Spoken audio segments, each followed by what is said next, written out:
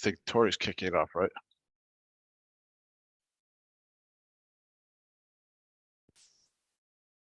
Right, Tony's kicking it off, right?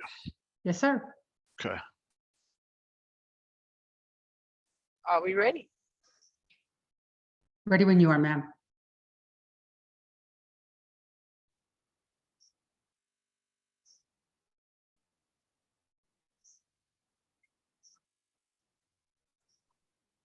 All right, am I on mute? Am I off mute? Can you guys hear me okay? You're good. Okay, well, welcome everybody to this webinar. I am Tony Stroter. I am serving in the role of the NCIEA National Council for Measurement Education liaison board member to the SALAL group, the State Assessment and Local Leaders Group for NCIEA. We've been having lots of conversation and getting lots of great questions around what is it that the state leaders in assessment actually do. How does that differ from what goes on at the local and or the school level? How are they organized? What kind of things do they tackle?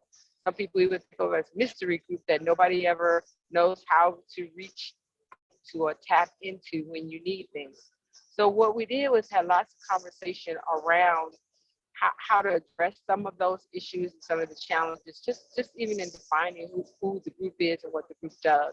And we decided that it would be really good to maybe put out some fires, maybe address some of those misconceptions, maybe address some of those that could be perfectly correct conceptions, but have conversations around and still addressing some of the local and national questions that come up around this group.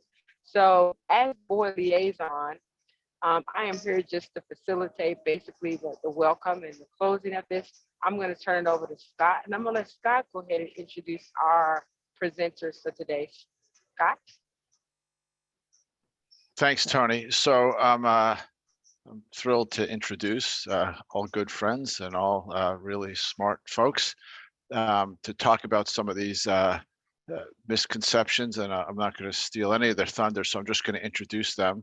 Carla Evans, a senior associate at the Center for Assessment, and then Lesley Muldoon, the executive director of National Assessment Governing Board, who I will be seeing in LA next week, and Steve Sireci, Yankees fan and professor at UMass, and then I'll wrap up a little bit with some comments and questions, but mostly it's to help facilitate discussion among you all and the panelist presenters. But of course, I'll have a few things to say. I can't help myself. So with that, I'm going to turn it over to Carla and have her kick it off. Sounds good. I'm going to share my screen. Can everyone give me a thumbs up or something? You're good. Okay, perfect. Let me just get my screen so I can see your faces as well. So I'm Carla Evans, as Scott said, and I'm excited to be here with you today and talk about something that I know that not just I am passionate about. I see Lori Shepard on the screen, and I know that many others have tried to beat the drum of this topic. So what I'm going to talk about today is what does it mean for an assessment to inform instruction? And I believe the misconception listed on the slide earlier was basically that state tests always inform instruction, which if you're like me, it's like nails on a chalkboard already. So that's what we're going to talk about. It's not going to be super long because I'm hoping that many of you already have basically what I'm presenting in your mind, that you're like, I know what she's going to say, and I know how I would respond. So hopefully this isn't anything too controversial. So first, let me say, I'm not trying to be the definitional police here about what is instructional utility. Scott and I are actually writing a book on this topic. So maybe after that point, we'll feel like we have something to stand on. I don't know. But I think it's really important to start to continue this conversation about what it means for an assessment to inform instruction, because it matters for how we think about assessment systems and the role of state assessment within those broader systems and structures that are happening in schools that students are experiencing. And so what I'm hoping today is to hopefully by the end of this conversation, anytime the words inform instruction roll off of our tongue, that we might just take a moment and say, are we saying what we believe, you know, and going with this Inigo Montoya kind of motif from Princess Bride, does it actually mean what we think it means? So just taking a moment and, you know, being sure of what we mean. And you can tell I'm a child of the 90s because of the Princess Bride reference here. So as we all know, the federal purpose for state testing is monitoring and evaluation. We're monitoring educational trends over time, and those scores are used for accountability purposes. And so any additional aim or purpose we're going to layer on top of state testing, then we need to have really good evidence that the state assessment can actually meet those claims and fulfill those purposes and uses. And so today I want to talk about instructional utility being an aim that's often layered over the top of this evaluative and monitoring function of state assessments. And there's a lot of hand waving when it comes to, well, exactly how does the state assessment provide instructionally useful information? And as you see this little graphic here, it's like, here's this formula in the left-hand corner, here's something in the right, and in between the two, there's this miracle that occurs that somehow we go from this information to instructional utility. And we're going to try to get in the middle there a little bit and say, well, what would that actually mean? And I'm going to offer and argue today that we can't talk about instructional utility. I'm not the only one, right? There's a million of you on this, on my little black screens, and some of you I can see that have written about this, that have talked about this at conferences. But we can't talk about something being instructionally useful without talking about the actual assessment information that is produced. What is the information? What is it that teachers see? One of my favorite quotes from a research article that Lesley, Neighbors, Ola, and others did is data doesn't speak for itself, that it has to be, there has to be meaning made of information. And so the content of that information, the form it takes, timing, the grain size of the information given back to teachers, relationship to what's actually happening in the classroom, the sequence of learning, all of that has to be in place in order for an assessment and the report that comes back to teachers, or the information that comes back, to be more instructionally useful. So let's just take a moment here and in your own mind, rank order the usefulness of the following sets of assessment information, putting on your classroom teacher hat. So if you look at set 1, scaled scores, achievement level, subscores, you could fill in the blanks there. You could have more than what's listed, but you get the general idea there. Set 2, percent correct, maybe a raw score, pass, fail, letter grade, rubric score, whether it's holistic or analytic. And then set 3, you're going to get qualitative student work in analysis results, maybe informal teacher notes on student collaborative discussions like running records, written or oral feedback from teachers to students in relation to what they're learning, student self-reflection. So think about it from a classroom teacher perspective and go ahead and rank order and put in the chat what you think would be the most useful to teachers.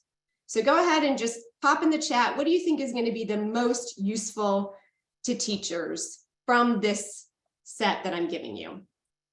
Good. And I even see some of you are rank ordering them, not only just with the most useful, but sort of the order of those there. Give you a minute to just think here. P-value on this item is going to be about 0.99.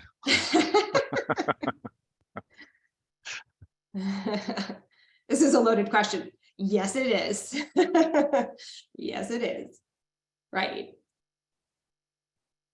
I like how some of you are throwing in some different answers there. That's good. Keeping us on our toes.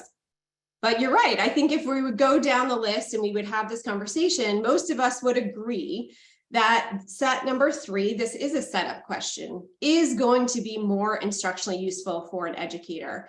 And so then the question becomes, well, why is it? Why is it the case that the information in set 3 is more useful and set 1 is potentially the least useful, although I can see some of you have differences of opinion there, especially when set 1 is what we get from state assessment results. So as I said before, data doesn't speak for itself. It has to be interpreted, there has to be meaning made, and then actions are made based on that. And so data is informational or insightful in certain circumstances. It all depends on what you intend to use it for. And so in this conversation where we're talking about misconceptions with state assessments and trying to layer over on the top this instructional use, we want state assessment to inform instruction. When we do that, we have to think about the information we're getting back. So you see set 1 is just replicated here. Quantitative results are reported to teachers, whether that's at the individual level, so they look through their roster of students, they get a class average, but that's what they're getting back. Here's my miracle occurs. Then this hand waving miracle occurs, and wow, teachers now know how to do something different in relation to the content, in relation to student strengths and learning needs, right? It just simply doesn't add up. No pun intended here with the math miracle occurs. There's just no way to get from the left-hand side to the right-hand side because the information simply is not insightful. It's not substantive. And Lori, I was just rereading one of your articles the other day on middle school math, and it was like looking at commercial interim and benchmark assessments and teachers trying to make sense of that. And if you don't make student thinking visible, then teachers don't make substantive meaning of the information. They do things like we see right now with state assessment and interim assessment results. There's group-based interventions, if anything, happening in classrooms where they're grouping students together and they're just reteaching them procedural skills. They're reteaching them doing some sort of test prep, but it's not substantive because they don't know what it is that students actually need from just looking at a score, or even just looking if they got an answer correct or not correct. Well, why did they get it correct or not correct? Did they guess?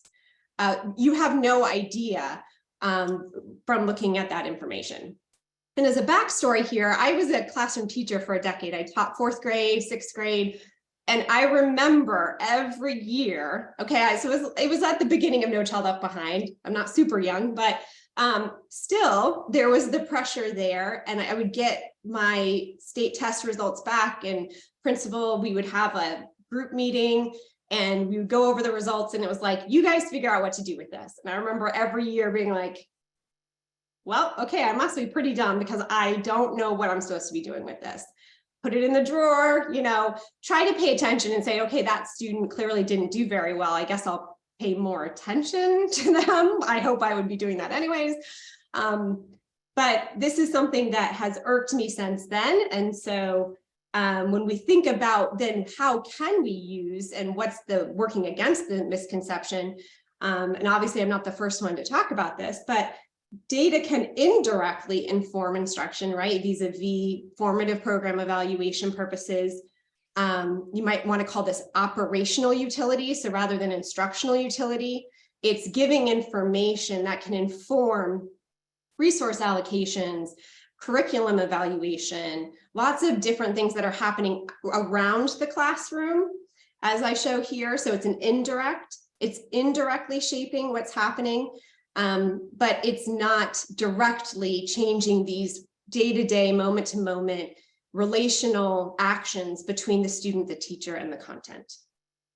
So my last slide here is just what are a few suggestions about how to combat this misconception. We can talk about more. I just listed 3. And the first is the best offense is a good defense. My kids are in the midst of sports season, so between 5 and 9 every night, that's where I am. So this came right to me.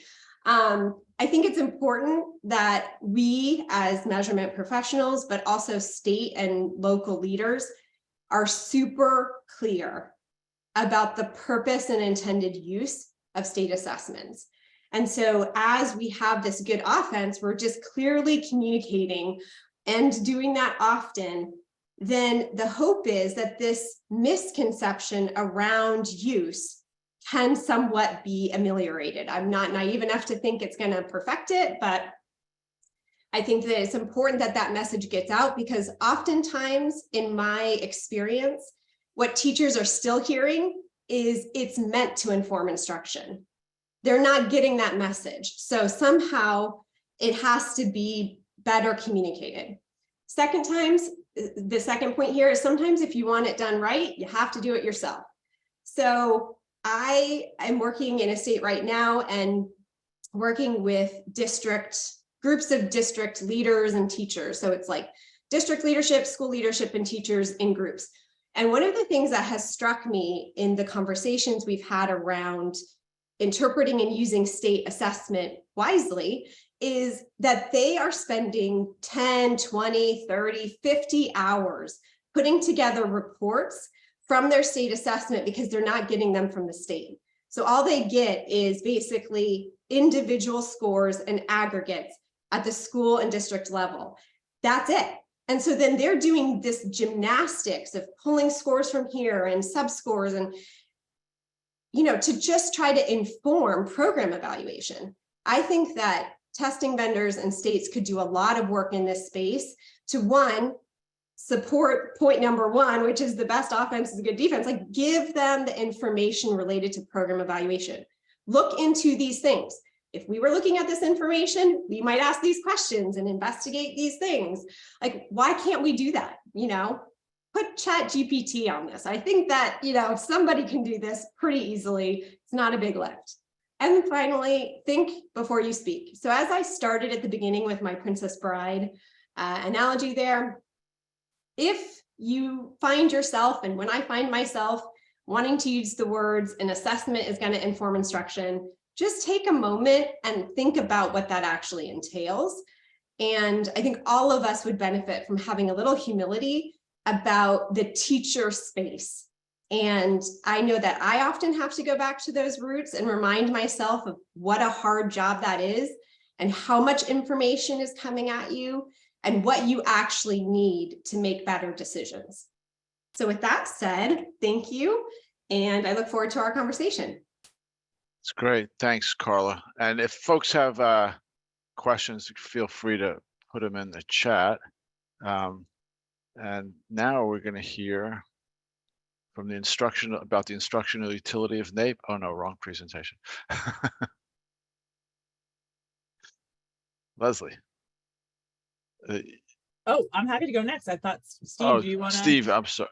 No, did I screw up the batting order here? I did. Okay, so Steve, you're up next. Sorry. Okay, sorry, I was busy commenting on stuff in the chat. Well, a great presentation. I loved the points that you made. Let me see. I should be able to share my screen. Yep. All right. Hey, everybody. Really pleased to be here today. Big fan of the NCIEA State and Local Assessment Leaders SIGME. So I think everyone should join it if you're not already a member.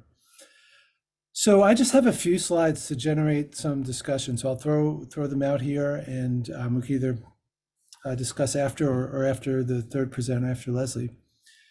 But one of the statements we hear a lot is that scores must be comparable. And, is that a myth or reality? So when I think about comparable scores, when do we hear this term? What do we think of? What does it mean? And I realized that, we've been struggling with that question for a long time as a profession. And a lot of what we do, the research, the concerns we have, really come down to this issue of comparability. So almost all issues of fairness, for example.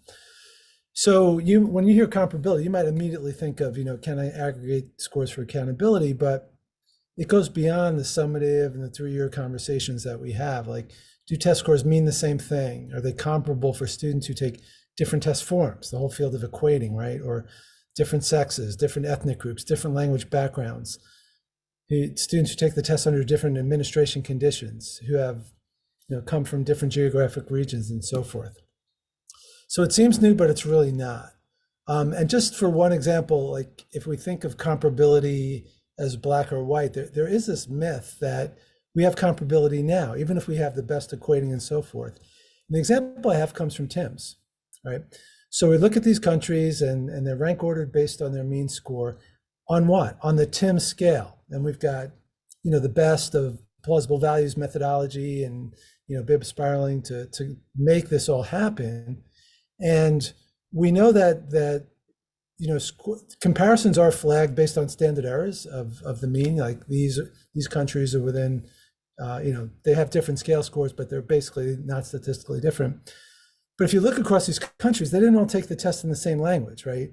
So we kind of pretend, even though we do diff analyses and we do, group multi-country IRT calibrations, if you look at the research where people have actually done analyses of measurement and variance, we know that there's not measurement and variance across all these countries. But still, we report these results as if they're on the same scale. So I'm not trying to diss NAEP or the international comparisons. What I'm trying to say is we don't ever really have comparability, right? Even if we think of item difficulty, a student who's been taught something, the item is going to be much easier than a student who hasn't. So this idea of comparability is more of a concept than a fact. So if we think about, well, what do we mean by comparability? There are different definitions that come from different areas of the literature. So the equating literature is going to have a lot to say. Test accommodation literature, there's so much comparability research there. Test translation literature, test fairness literature. I'm reminded of Bob Lynn and Bob Missley kind of independently came up with these, and Neil Durant has these different levels of linking, which we can think of as comparability. So at the top, we've got equating, and the examinees are indifferent to which test form they take, right? Very strict, and we're heading to a world where the idea of a test form is going to go away, right? But that's like the strict Frederick Lord definition. And then at the other end, we've got social moderation, where it might be, hey, the standards that were set on these tests were set using the same standard setting method, even though they're different tests. And that's not unlike the situation we have with all the different achievement levels that are set across all the different states when we start talking about students who are proficient in one state versus another state.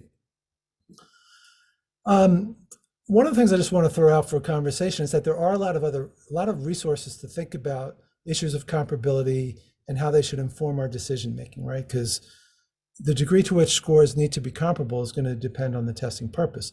So you've got ITC's, the International Test Commission. They've partnered with the Association of Test Publishers. We've got the standards, and also the National Academy of Education has a comparability book. So here we see the ITC guidelines for translating and adapting tests, for example. The ITC ATP guidelines for technology-based assessments just came out in December, I think.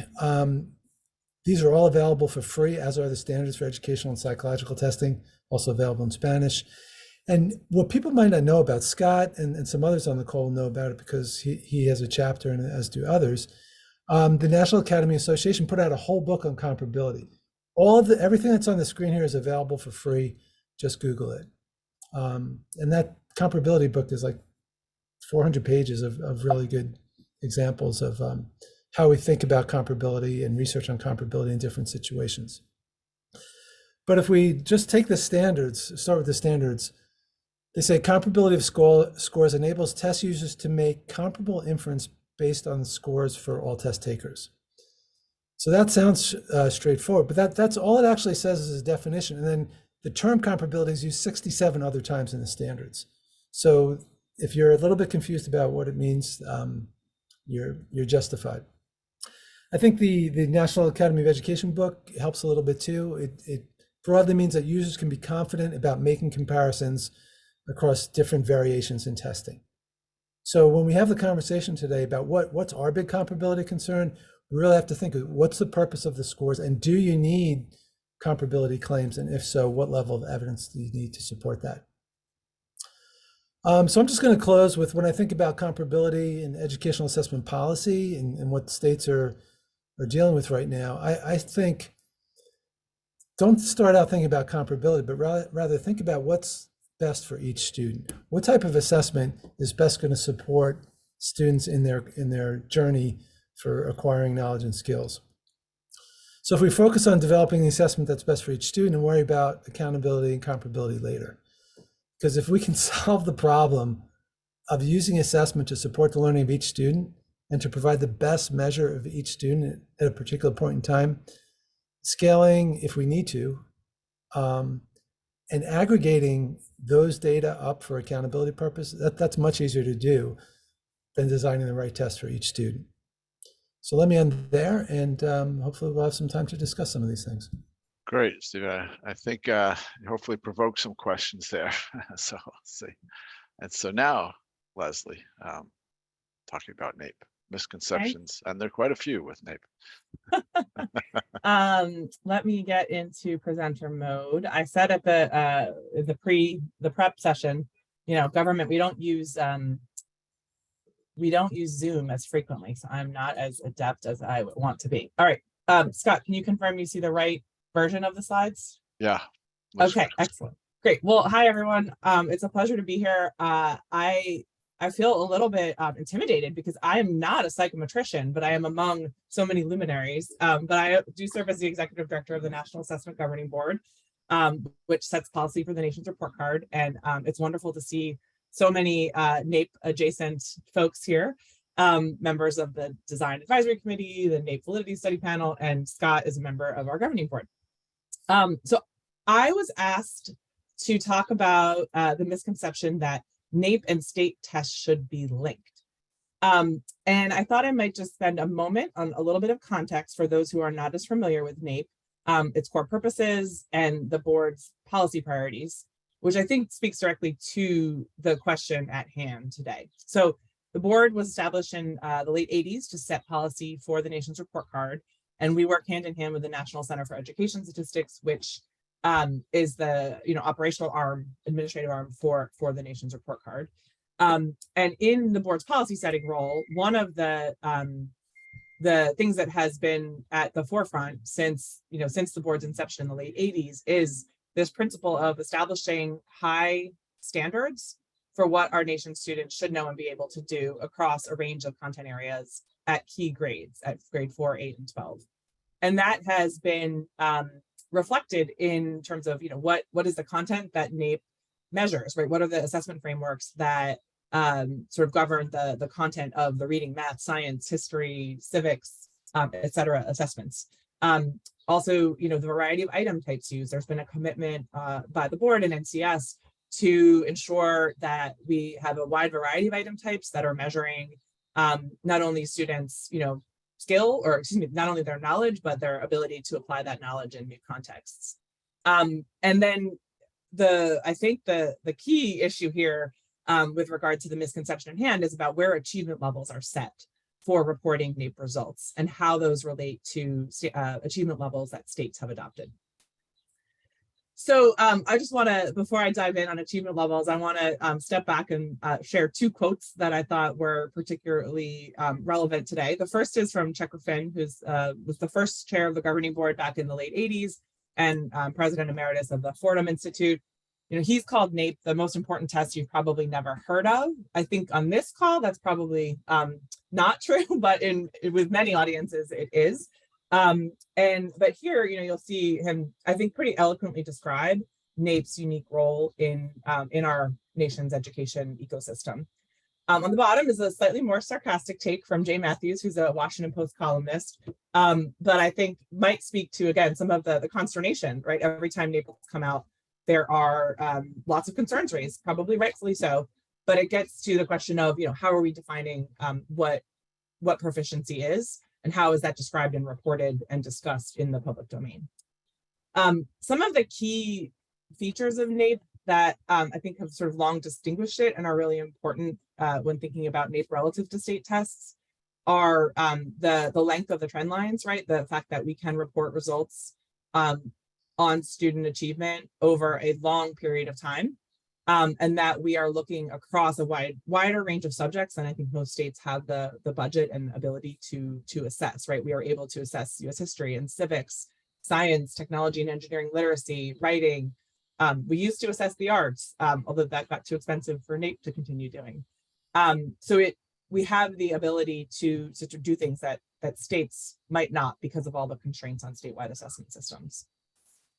And I think NAEP is intentionally separate and distinct from state tests. It serves very different purposes, but it obviously exists in this broader ecosystem. And states will look to NAEP, look to the NAEP frameworks, look to the NAEP results to sort of better contextualize their own results. NAEP looks at what states are doing and at what international assessments are doing.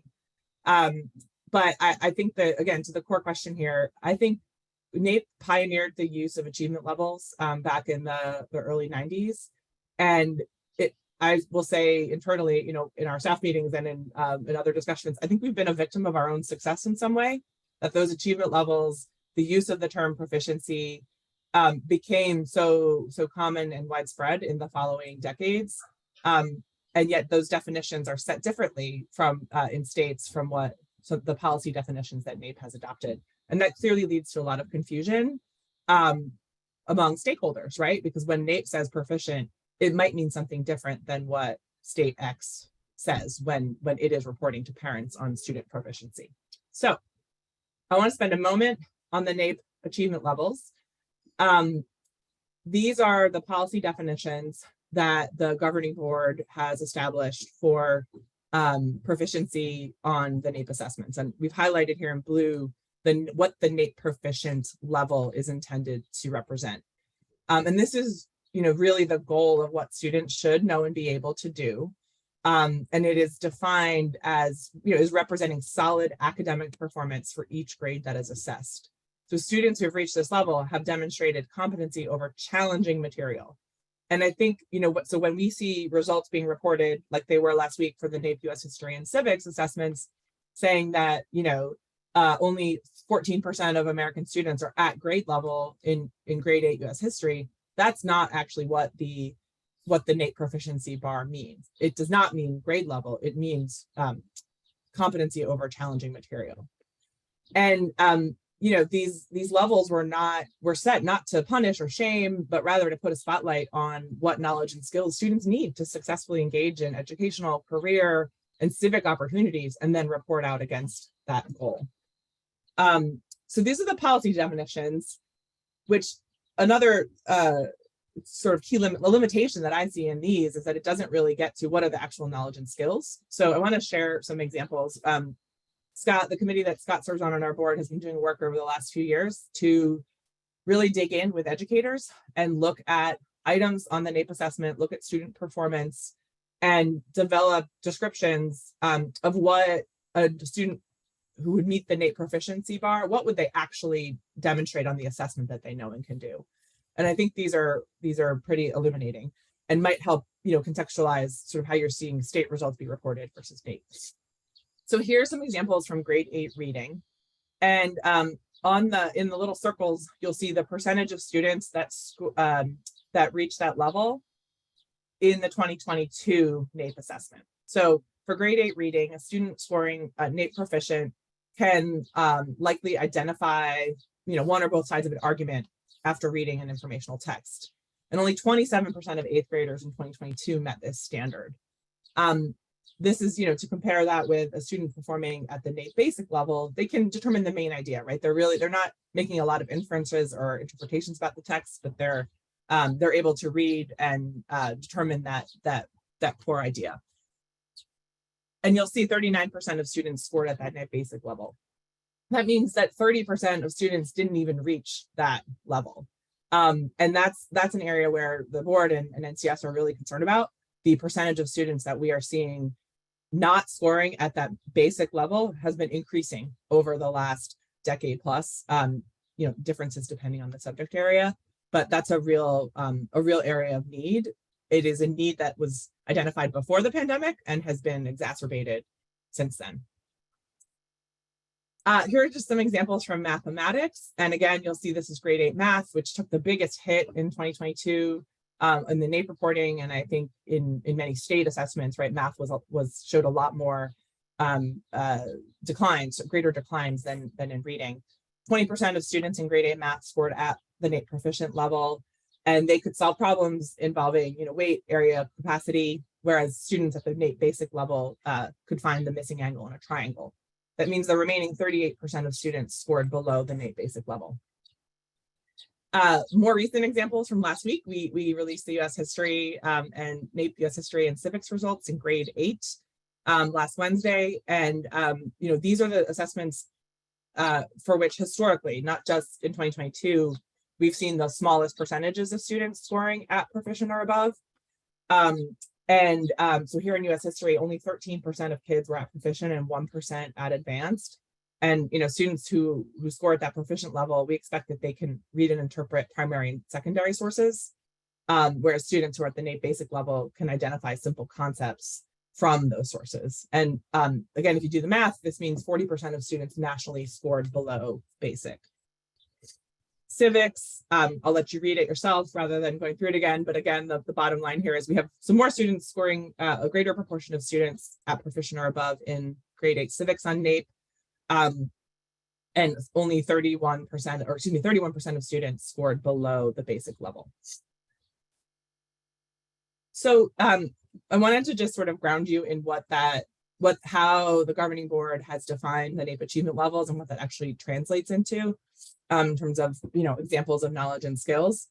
Let me take a moment to describe a study that our colleagues at NCS conduct periodically, pretty much every 2 years, looking at state proficiency standards and the NAEP achievement levels. It's called the state mapping study, or commonly. It's been conducted since 2003. And so NCS uses this to try to compare state achievement levels with, NAEP achievement levels with state proficiency standards. And they do this by, many of you are probably familiar with the methodology, but if you're not, they map each state's standard for proficient performance onto the common NAEP scale. And they use that as a tool for comparing the relative rigor of states' proficiency standards. They last did this in 2019 and are working on updating it for 2022 now. They put a lot of caution around this, right? It's not intended to be read as indicating the quality of state achievement standards, or that NAEP achievement levels should be more valid, considered more valid than state standards. It is really a tool just to provide some comparisons. But I think it often, it can contribute to some of the confusion that raised the question for today's webinar. So I just wanted to show some examples from the most recent round of this study. So you can see the wide diversity, right, of where state achievement standards fall relative to the NAEP scale. So, most states, and this is, I think, true across grade 4, NA, reading and math, are their proficiency standard maps at the NAEP basic level. So between, basic and proficient. And it ranges all the way from, Virginia on the far left to, Tennessee and Kansas here in grade 4 reading on the far right. In grade 8 reading, it's a very similar pattern. Most states are in that NAEP basic level, and then there's a wide sort of range where the states fall. In math, we see a little bit less, a smaller range, and more states are at the proficient or above mark than in reading, but not a significant number. And then grade 8 math, again, looks similar. There are fewer states in the grade 8 math study because of how many states do not have a grade 8 summative math assessments, but instead a course-based or other kind of math test. And then I just wanted to show one example here of how this has changed over time. Since this study has been conducted, over many years, we can also look back at how states' proficiency standards have changed relative to the NAEP scale and their peers. So this is one example from grade 4 reading and what it looked like in 2009 to 2017 to 2019. And so you'll see, obviously here, on the far left in 2009, states' proficiency bars ranged from a NAEP scale score equivalent of 170 to 234, and there's a 63-point variance, right, in between the lowest standard and the highest. And now in 2017 and 2019, that is closed almost in half, right? That gap, that variance between the state with the lowest standard and the state with the highest standard. And this pattern is largely consistent across the other 3 subject grade combinations. So I just want to close with talking about a couple of examples that we like to point to about how states have used the use this sort of distinction between what NAEP is reporting and what the state is reporting as student performance to try to lead some system-wide initiatives designed to close achievement gaps and improve outcomes for kids. So the first is Massachusetts, probably familiar to everyone on this call, that, you know, back in the early 90s, they had a comprehensive education reform law enacted.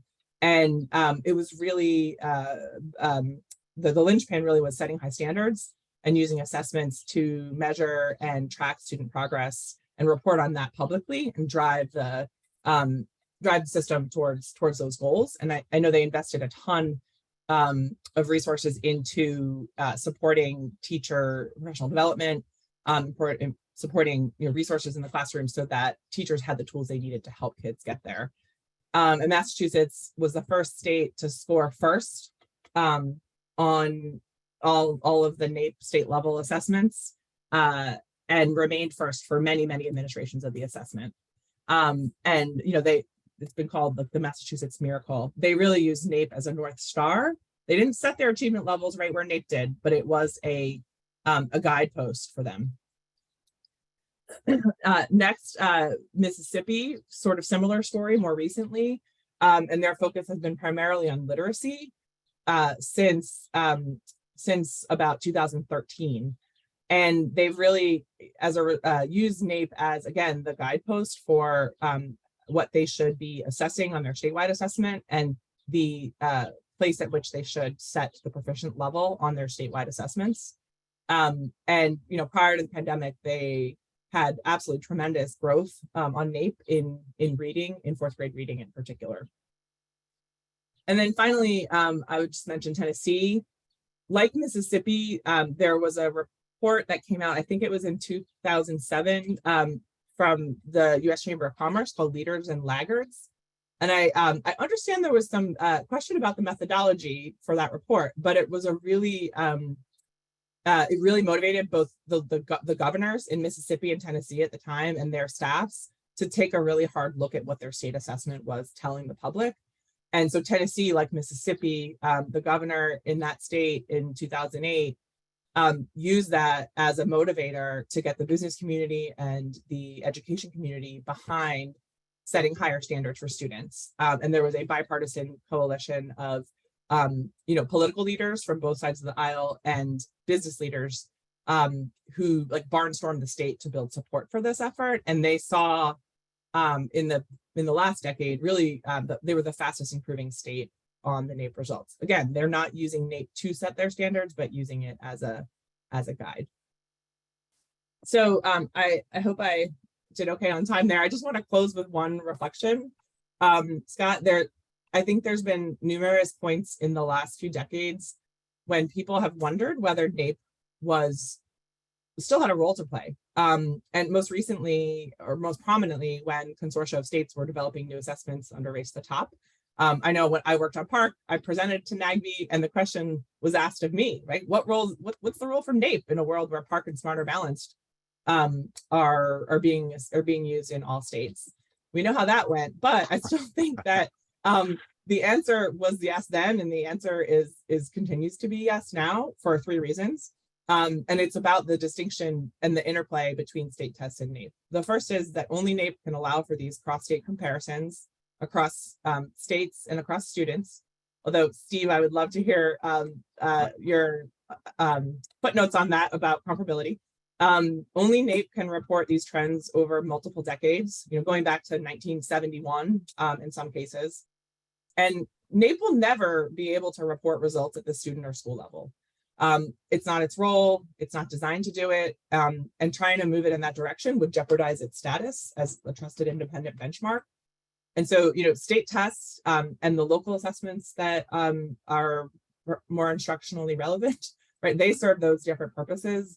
And NAEP's role is to remain, separate, distinct, and sort of a broad tool that is useful to policymakers and the broader public, and focus attention on where our students need the most support. Thanks. Thanks, Lesley. There's so many people, really smart people on this webinar, so I don't want to take too much time discussing. I think we have about 45 minutes left. So if you have questions, you could either put it in the chat. I'd rather you just either raise your hand or unmute or so we could hear you.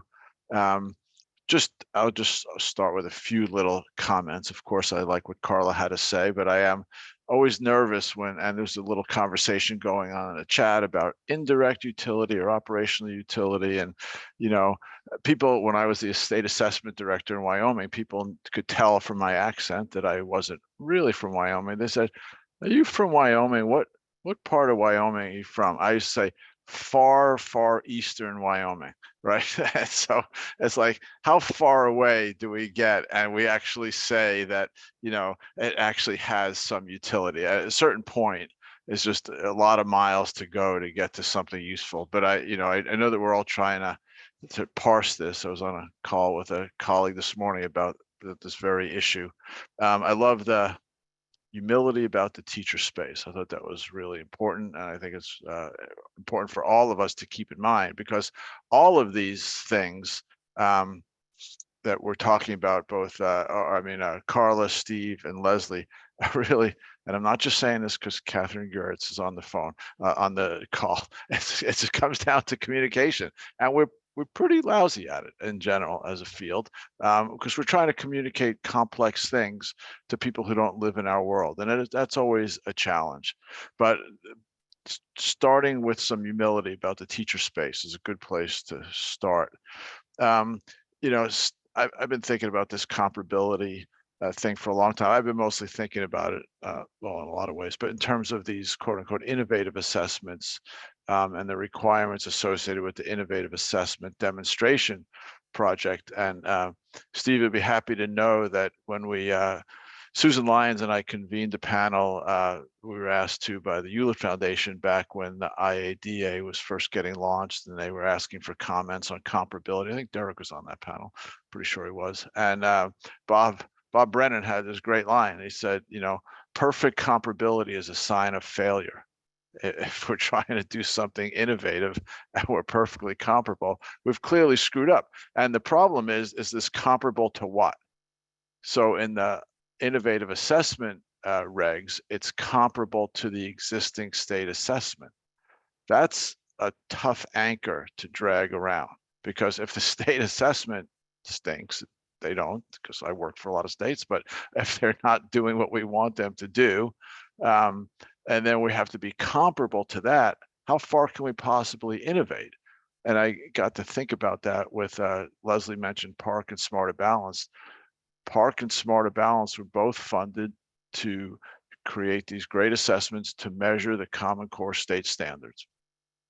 But nobody ever required PARCC and Smarter Balanced to be comparable to one another. They were all evaluated against the degree to which and how well they measured the Common Core standards. And so we have different bars for these innovative things. So I'm not sure it's comparability is going to completely go away, Steve. I think there's a lot of people on the webinar who might be upset about that, because there are certain things we care about in terms of comparability, or at least understanding different thresholds and what they mean. And then I can't say anything, critical about Lesley, because no, I'm kidding. No, I think it was great. And, somebody asked a question in the chat, and those of us, this is sometimes age comes in handy, and people are wondering, like, what was the difference between that 2009 and those 2017? Why'd they line up? NCLB. It was very simple, is that states had no incentive during the NCLB years to make their achievement levels more rigorous.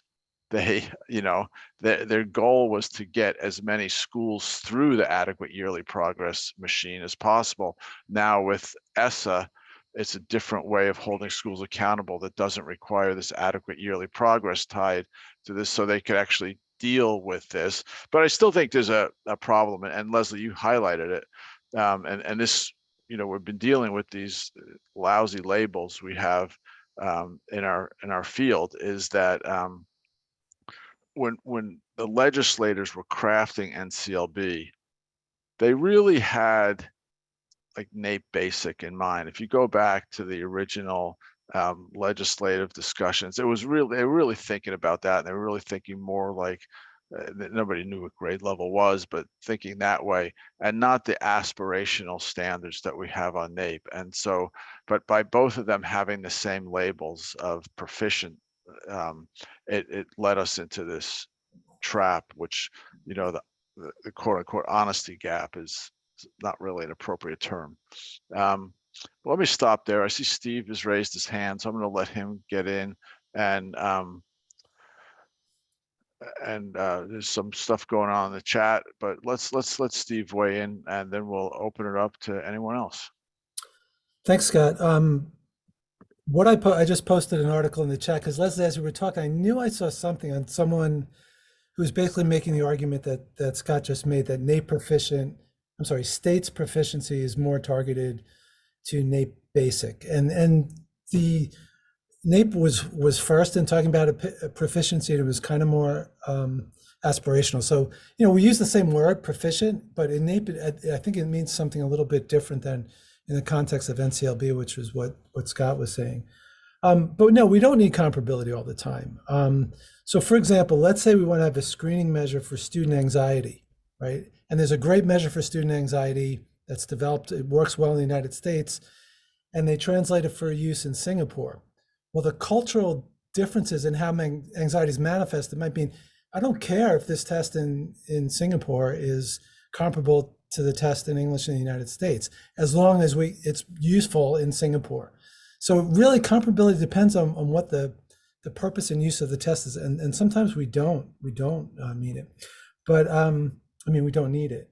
And sometimes we do, right? If we have people competing for something, right? Competing for a job, competing for a degree with limited seats or something like that, then maybe it's more important. But I'm going to make up a percentage. 95% of the assessments we do in education are not about competition, nor should they be.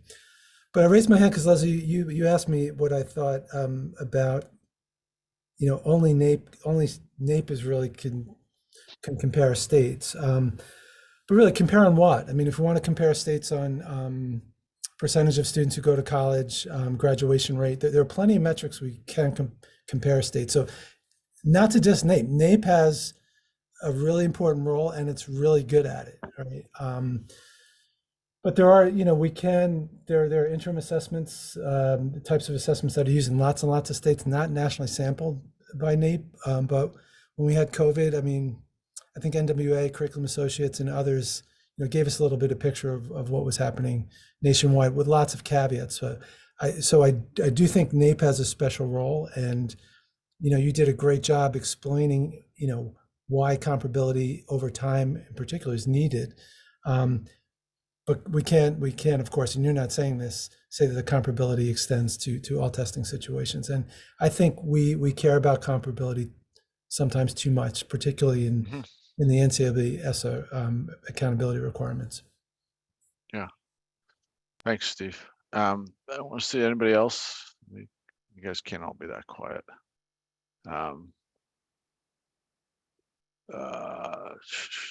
Sarah Beach has a question. Go ahead, Lesley. Oh, no, I'll let her ask. I was going to. No, it's in the chat. You something. can see it there. Okay. Yeah. Well, I want to say one thing, just Steve, what you just said. So, you know, I remember when the Race to the Top Assessment Consortia were awarded the grants, right? One of the core goals and principles for the consortia was this ability to compare results across states. And working over time with the park states, they made some core decisions about really adhering to strict comparability versus the states that in Smarter, I think, were open to more flexibility. And one of my reflections from that is like the governors and the state chiefs, like the political leaders who signed on at the start of all that, really cared about that ability to compare themselves with others to a shared benchmark.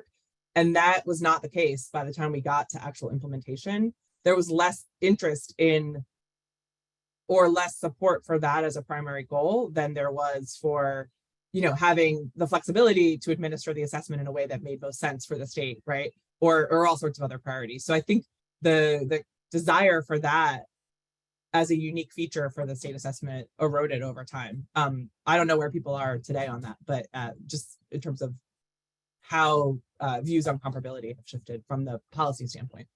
Let me read the question in the chat. Yeah, well, I could actually, I don't know if Lori wants to jump in on this, but this is what, so this is and Zach, I see that you have a question. We'll get to you in 1 second, but this is about, can we say that those who score higher on NAEP, you know, that their teachers are focused more on teaching NAEP stuff, or are they just doing something else while it's being reflected on NAEP? I think that's the question. And what Lori referenced it, it's further up in the chat for those of you who missed it, a study by Ennis Dugan, where it sort of reconfigured the NAEP composite score by match to Common Core standards and how states were implemented, and the order doesn't stay the same. So that's, you know, I don't know, Laura, if you want to amplify that at all, but that, you know, goes a little bit to Steve's point that you got to be careful about what you're comparing on. I'll just add that the Dohan study is significant because of the detail with which it was done. And at grade 4 math, for example, the score change, if the weighting was like your state's assessment instead of to the NAEP blueprint, changed as much as 1.5 points to 4.6 points.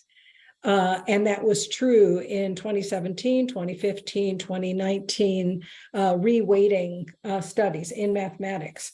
So it's important that people look at their subtest scores, especially when the rationale for the research behind the Common Core was to teach numbers at grade 4 more in depth and not to do a little bit of so many areas. And so the fact that we no longer teach as much data and teach a lot more in depth about fractions, for example, is relevant to then why you get very different results. And I would just encourage the coordinators who are online to just look at your subtest score trends, not just rely and try to explain the composite. Thanks, Lori. Zach, former director of LaSalle. Yes,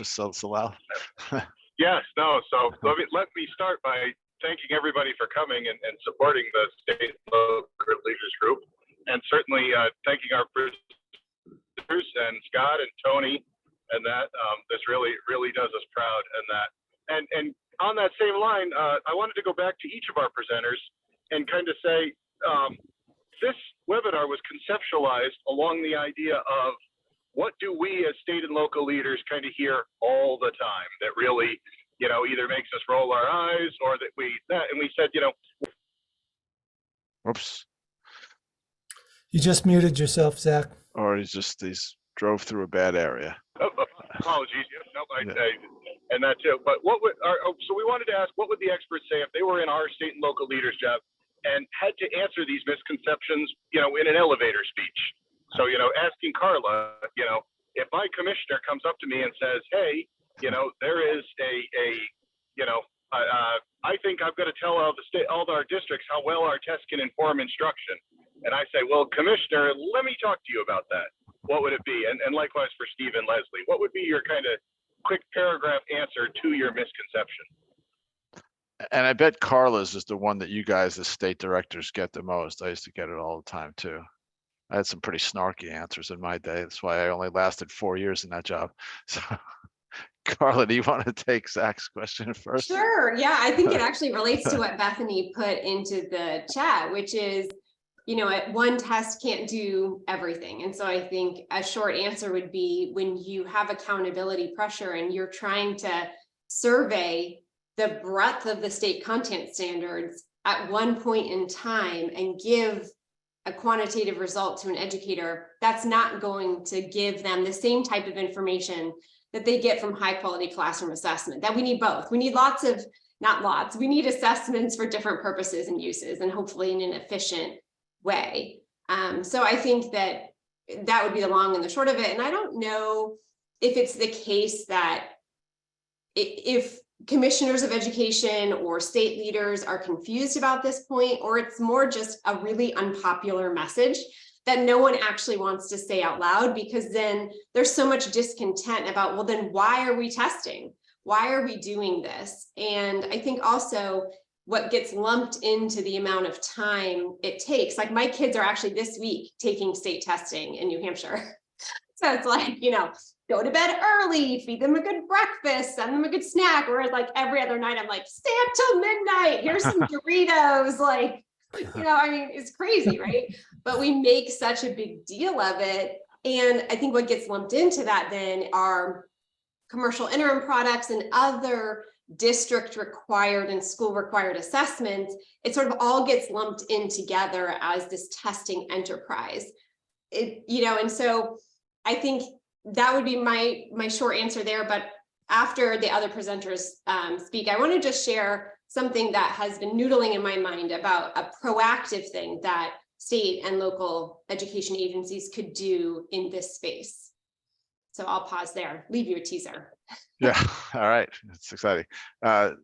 Steve, you're in an elevator with the state assessment director. Sure. First, I'll say it as if I would Don't say just talk about the Yankees, talk about something relevant to them. Oof, it's hard to talk about the Yankees right now, but, so if I were talking to you all in the elevator, I would say comparability is a matter of degree that depends on testing purpose. Now, commissioners not going to understand that, so I would say you don't always need comparability, but you always need validity.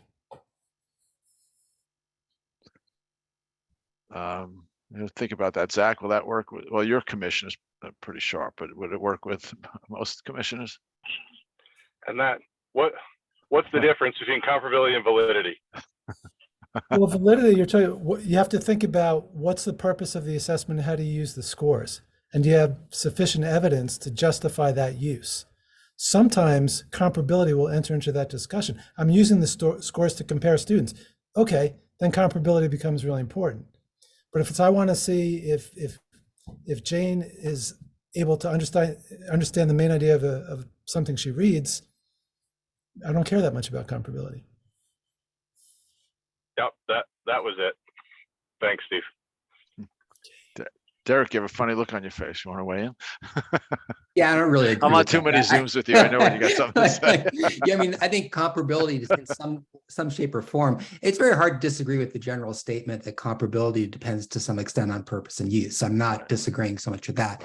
That particular example, I don't think is really the case, though. I think, when you're trying to make an interpretation about what a student knows or can do, there's always some implicit comparison you're making.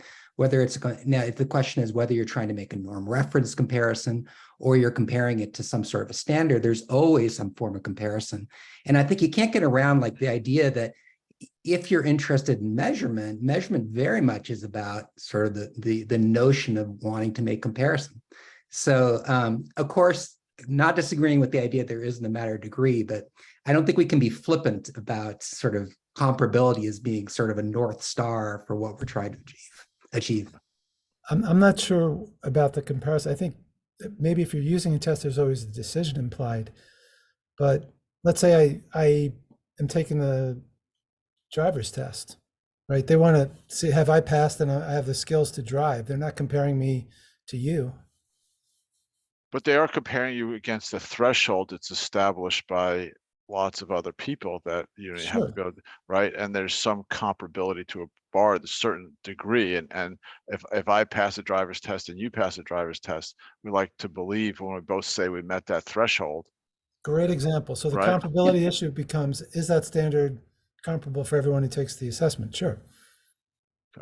Yeah, but also is the test, and there you still care about comparability of the test, right? It shouldn't matter whether I take the test, in one town versus the other, right? So I'm just saying it comes right back in, and it connects very much to issues of fairness, right? I mean, comparability and fairness are very tightly knit. It does, but I think when people are talking about comparability, they're not thinking of, is the standard comparable for different people who would drive in different cars in different towns or whatever. So I agree that if you're talking about comparability to a criterion reference standard, we're in the realm of criterion reference testing, but I think most comparability discussions are, can we aggregate these different types of tests that are, taken under different conditions, or can we compare men and women and those sorts of things? Karen, do you want to weigh in?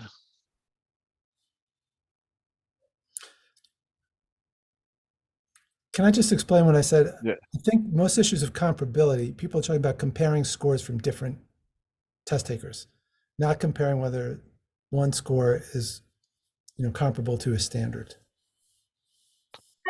Yeah, I mean, I've been, Carla and I both been living in this with the innovative assessment world, right? I actually, I had a hand in changing the original law for the innovative assessment demonstration pilots, where some of the staffers wanted to use the word equivalent, that the scores on the innovative assessment be equivalent to the state assessment. I got them to back down to comparable.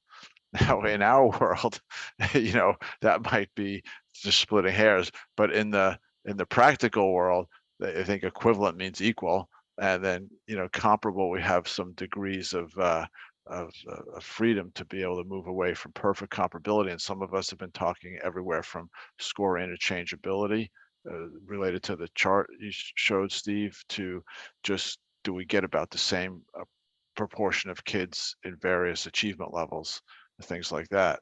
And I still think it's too high of a bar for innovation. And some of us have just put in comments. U.S. Department just requested comments suggesting that they have to rethink comparability and rethink the anchors that they're using, instead of making you anchor to the existing state assessment, anchor to your definition of what the meaningful content standards are in that state. Lori, go ahead. Oh, I wanted to switch back to your call on Karen. If Yeah, we okay. go back to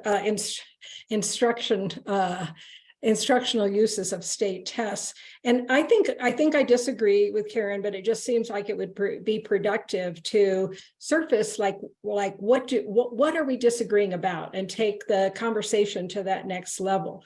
So I think with adaptive testing, you can get reliable subtest scores. So you could know, for example, that a student was relatively lower on data than on number. But I will still say that the state test, even with adaptive technology, cannot tell me what about fractions. So for example, when I give an assessment that's a classroom curricularly tied assessment, I can see that this student is able to do fractions with easy numbers, but every time the numbers are just a little bit more complicated is messing up. So that is a very specific thing about tells me as a teacher what to teach next. And I am still arguing that state tests, even with reliable subtest scores, don't help teachers see what to teach next. Mm-hmm. And I'd love to hear Karen say, like where is that understanding coming from? I'm assuming you're all speaking to me. I know there's a lot of Karen. Yeah, you're the only Karen in the Karen, chat, Karen Barton. In the chat, in your 3:02 p.m. Sorry. I'm sorry. Sorry. Let me say that first. The example of the subscores was not meant to. I completely agree with you in terms of the current models of summative assessments that are really driven from a blueprint perspective that then requires all of these additional constraints to try to make subscores somehow useful, right? That is the whole kind of point of why people want them, right? So we need subscores. We need to know what to work on. So that's why we've kind of, well, make sure you have 5 items. That's some sort of magical number. And I agree. From a blueprint-driven perspective of summative assessments, Lori, I agree with you 100%.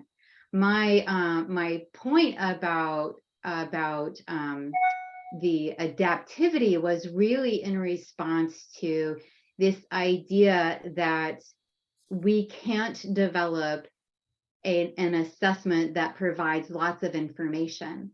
My point is that I think we already know that we can provide assessments that provide information that is even more helpful than just subscores, right? Right. So for example, we know that we have assessments that can first focus on the overall score of the assessment. And then, you know, whether you call it multi-stage, call it multi-adaptive, call it a constraint-based engine methodology, we can attend to multiple constraints in an adaptive environment in a very reliable, valid, defensible way. And I think folks often confuse constraints in an adaptive environment with, then you must not be able to, those can't be different purposes. And my argument is that in adaptive assessments, we have had constraints leveraging and guiding the way in which an assessment adapts for many, many years. And I just want us to open the conversation a little bit more to how we can employ adaptive assessment methodologies and years of research that show that we can actually attend to different rules and constraints and guidelines in adaptive advancements that are not limited to give me one overall test score and nothing else.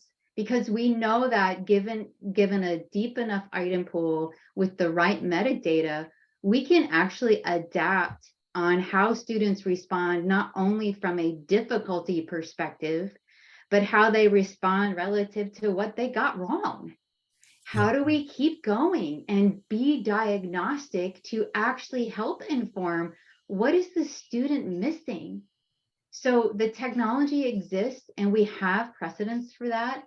And I think oftentimes we confuse the power of adaptivity and constraint-based approaches with this philosophy of we can only have one purpose. And I don't disagree that we need singular purposes, but we end up limiting our conversation. And I think the other thing is that we also then close the door to things like, how do we pool information from a variety of resources? Lori, I always point to you in terms of the groundbreaking work on performance tasks. When will we get back to looking at what about performance assessments? What about portfolios? What about other kinds of information that we can bring in from the classroom that contribute to a larger model about what we know about children and how we help educators to move forward? And how about we focus on outcomes in terms of comparability and not just what is involved in the measurement? So even beyond achievement levels, even beyond some reliability, because I say you can be reliably wrong all the day long. I have a jingle to that I can share later. My point is that we have got to move beyond our own measurement box and really get back to there are multiple measures and how we really look to the outcomes of this information in a way that then becomes valid and is about comparability. I just want us to open the conversation a little bit. And so, Lori, thank you for asking the question. Thanks, Karen. I don't know who went first with hands, Steve or Carla, but Steve looks like he's about to jump in, so go ahead. Yeah, I want to thank you, Karen. I want to take advantage of your invitation to have this conversation. And imagine we've got an item bank.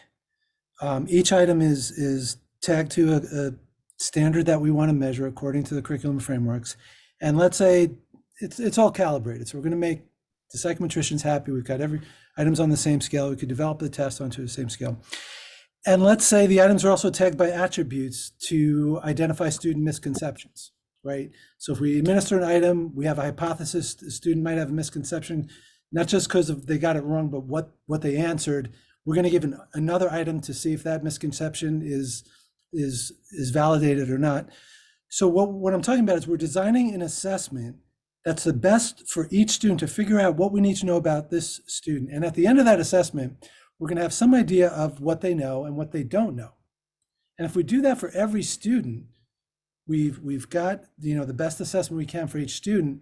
And we also, when we aggregate that up, we know for all the students in this classroom, or all the students in the school, all the students in the district or the state, what they know and they can do. And now we can actually paint a picture of what students can know and can do from an accountability perspective.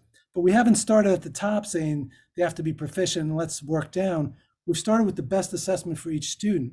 And we've got the capability and the technology to do it, which is what Karen's saying. And I'm saying, if we do that, we can have comparability for what we want to aggregate, right? But we still have a different assessment, a unique assessment, a personalized assessment for each student. Carla. Yeah, thanks, Scott. I think, Karen, I hear what you're saying. I think my response is, I'm wondering if we're asking the wrong question. Sometimes if you ask a surgeon, do I need surgery? They say yes. If you asked a physical therapist the same question, they would say no, because, we're measurement people. I'm actually not, but let's say I was, right? Like, let's solve it with measurement. But the reality is we're forgetting that if what we're truly after is multiple measures, and the conversation we were talking about earlier was state assessment, I agree with you 100%, we need multiple measures. Where I would like 99% of our attention to be is on high quality classroom assessment, is on the professional development needed for teachers to understand students' underlying learning and how they grow in their knowledge and skills in more sophisticated ways. I want resources and supports in the classroom. That's where I want to put the assessment, if there's any assessment going on there, that formative assessment process. Not so much like, let's create a better adaptive test that then teachers don't know how to use and make meaning of, and is not embedded in their curriculum. So I think that it depends on who you're asking, but I think we're asking measurement professionals to solve a problem that we have not well solved, and educators would likely solve it in a different way. And yeah, I'll pause, I'll end there. Carla, I don't disagree. I don't think that that's wrong. I think that we just have to start looking at how do we integrate advances that we have in assessment and personalized learning and informative assessments, and being able to collect information in the classroom and not burden teachers with those assessments as well. And Stephen said it right, like, if to really get at personalization is really what's important. We haven't closed the gap. We keep testing and we keep testing and we keep testing. We have not closed the gap. Right. So we have to pay attention to, what is it? What is causing the gap? And Carla, I think it would be amazing if we could get assessments in the hands and in classrooms and get information from classroom teachers who have those relationships with students day in and day out to help inform. And I think that's what Steve is also saying, is how do we get personalized? And I don't think it's necessarily, it's only teachers or it's only assessment.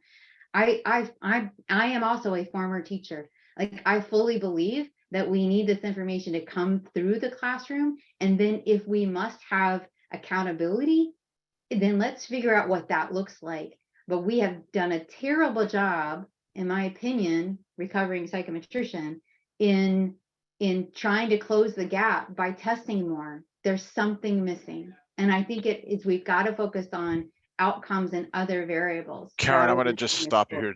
We're getting close on time. I want to make sure we get others a chance to weigh in. Thanks. Laura, you have your hand up.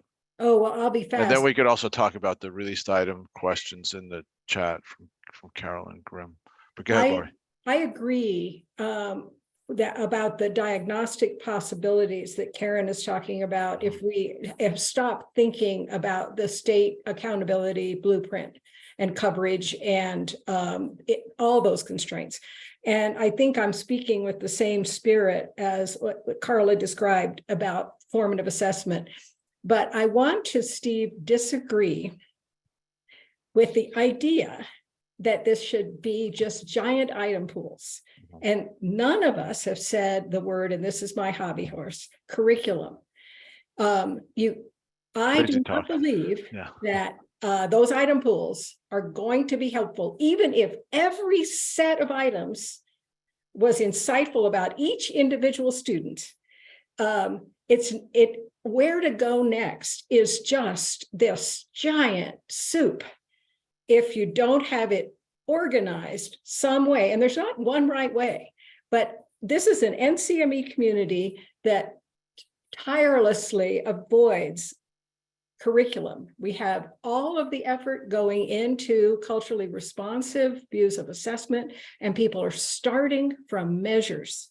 And I am just devastated and sad about that, because I don't see how we can deliver that kind of sensitivity and opportunity if we don't have whatever we try to do with assessment connected to curriculum. Well, speaking of devastated and sad, I don't think you know how much it hurts when I hear you say you disagree with me. It just Oh no, I have disagree. no, but I'm kidding. Just to say that I wasn't advocating for what I said. I said let's assume we have an item bank, because I think we can design a test for the purpose you just said. Right? If we want to design a test for what should a teacher do next, right? We could design a test to do that, but it could still draw from something. So I think we have to think about changing assessment purposes, which means we don't have a test anymore. We have a system of assessment that has to do different things in real time for different purposes. I think you end up with something very different if you build it as a set of items, vast, but you don't build a curriculum at the same time. Yeah, your larger point is the more important point, that we don't talk about. I know nothing about curriculum. I don't even know if the Common Core is any good, and we've been working with people to develop items to measure it for 2 decades now. So with that, I see Tony's got a question. So go ahead, Tony. And then Alexander has a question. So can everybody hear me okay? Yep. I'm gonna keep my video off, but I'm gonna try to ask my question. So I'm gonna put on my best friend's hat, who is she's doing 4th grade this year, teacher, classroom teacher, but she has been for 20 plus years. And I'm gonna put her hat on me today. I'm gonna be her. And I can hear her in this conversation saying, blah, blah, blah, blah, blah. You guys can't hear me. You are assessment. You are a test.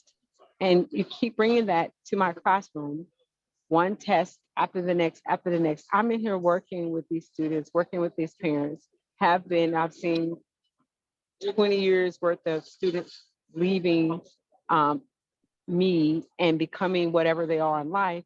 And what did that assessment ever do or tell me in life? So whether it be from 4th grade NAEP to 8th grade NAEP to 12th grade NAEP, whether they did well on it or didn't do well on it, what does it mean? How does it translate to life? Because that's what I'm trying to do with these kids in my classroom. So, are they becoming, are they going to be doctors, lawyers, or are they going to work in construction? Are they going to go to college? Or does it mean that they're going to drive a Bentley? Does it mean that they're going to know how to invest in stock? What does it mean? How does that really add value to the lives of the students that are in my classroom? Whether your assessment, and she says it all the time, so I could just hear her. I would love to. I hope that doesn't open up a whole nother can of worms, but I would really love to hear what you guys would say to that.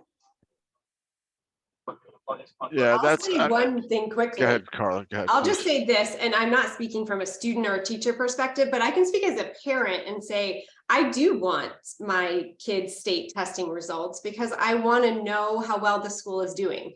And sometimes I don't know because I see papers come home and, you know what that's like as a parent, right? You can't make sense of it. You're just like, what is going on other than whatever the score is on a spelling test or math test. So I think in that way, is it useful to their, future endeavors and real world life? Well, in an abstract way, in that I have a sense as a parent or as a teacher, like, okay, if this is the standard related to these criterion that we have for our students.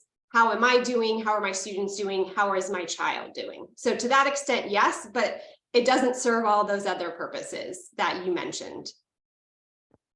Yeah, that's, and part of it, going back to your humility about the teacher space, I think it's also humility about the testing space. I'll just push back on, Karen said, yeah, we have had all these tests, and I agree that we haven't seen a change in the achievement gap. I think we could actually question accountability for that. But as Lori brought in curriculum, same thing, if we're trying to reduce achievement gaps, a test is not going to do it. Maybe it could, because we see them, right? It's the services that have to accompany school improvement efforts and resources to do that. So magically giving more tests has not done anything to change achievement gaps over the years. We know that they're there, but we haven't done anything about it. So I think it's same thing with, we can't, say that a test in and of itself is going to help a teacher figure out how to instruct if it's not grounded in a high quality curriculum and teachers have appropriate professional development. And the same thing on the school improvement front. So we're an important piece of the puzzle, but we're just a piece of the puzzle. But I see that I want to make sure Alexander gets his question. It's got to be a fast question, Alex. Yeah, it's a quick comment. Teachers are not the only audience, and instructionally informative testing is not the only important purpose. Accountability to the larger community so that they are informed when they go to vote for school boards is incredibly important. The moral legitimacy of our public schools comes from our democratic elections for our school board governance. And therefore, informing a broader public about the performance of their schools is an important purpose, even if such tests would not be instructionally informative. Different tests for different purposes. I think that's a great message. I think everybody here agrees with that message. Different tests for, hey, maybe we should invent balanced assessment systems. That's actually my next call. I don't know if Regina or Elda, or you want to turn us over to Tony for the last 3 minutes. I don't know if we have any upcoming events to announce for you guys. For those who, like Steve said, I'll just put a pitch in for these guys, the state and local assessment leaders. SIGME for NCME is really starting to rocket. They provide fabulous service to their members and to the rest of NCME. So thank you guys for organizing this. It wasn't easy to organize, I could tell you that. Elda, Regina, or Tony, I'm not sure who's closing this out. Let me start by, this is Tony. So Gina and Elder have done a very good job of getting this session organized. And I want to thank you for that. Not just around NCME and this particular SIGME, but really around the topic. So with that being said, I want to make sure, and you've already kind of stole my thunder, and that is join this SIGME. I mean, even for things that you may have heard today that you think would be a plug and a reason to be here, but even for things that you may not have heard today, that you'd like to bring your voice and what you know and bring to bear to this group, and even to larger communities, because we do service a larger community. This SIGME does. So please consider joining. Please consider getting involved, whether it be this SIGME or whether it be NCME and another SIGME and or one of our committees. We have a lot. I encourage you to go to ncme.org and to please get involved. Even if it's on the smallest level that you can, because I know a lot of us are busy. Even that little bit of plug-in is something that can make a big difference and go a long way, like today's conversation or discussion that I'm sure will.